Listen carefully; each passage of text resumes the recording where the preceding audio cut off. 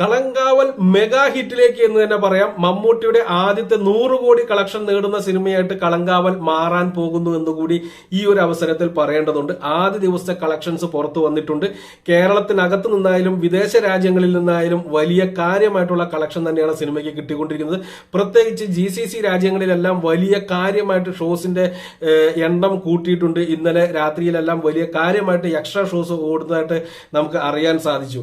നിലവിൽ കേരളത്തിൽ നിന്ന് മാത്രമായി 4,90,00,000 രൂപ കിട്ടിയ സിനിമയ്ക്ക് ഇന്ത്യയിൽ നിന്ന് മൊത്തമായിട്ട് കിട്ടിയിരിക്കുന്നത് 5,85,00,000 രൂപയോളമാണ്.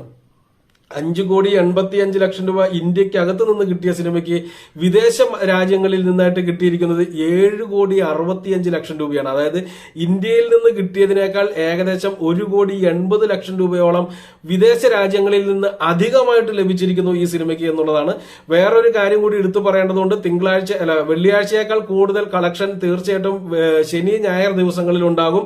അതുകൊണ്ട് തന്നെ ഈ സിനിമ ഒരുപക്ഷെ ഞായറാഴ്ചയോട് കൂടിയോ അല്ലെങ്കിൽ മാക്സിമം പോയി കഴിഞ്ഞാൽ തിങ്കളാഴ്ചയോട് കൂടിയോ 50 കോടി ക്ലബിൽ കയറും എന്നുള്ളൊരു കാര്യം കൺഫേം ആയിട്ട് തന്നെ നമുക്ക് വിലയിരുത്താം. വലിയ വലിയ വലിയ ഒരു ഹിറ്റിലേക്കാണ് സിനിമ പോയിക്കൊണ്ടിരിക്കുന്നതെന്ന് നിസ്സംശയം പറയാൻ സാധിക്കും. ഇനിയും ഈ ചാനൽ ഫോളോ ചെയ്യാത്തവരാണ് നിങ്ങൾ എന്നുണ്ടെങ്കിൽ ദയവ് ചെയ്ത് ഈ ചാനൽ ഒന്ന് ഫോളോ ചെയ്യാൻ ശ്രമിക്കുക. ഇതുപോലുള്ള വാർത്തകൾ ഇനിയും നിങ്ങൾക്ക് മുന്നിലേക്ക് എത്തുന്നതായിരിക്കും.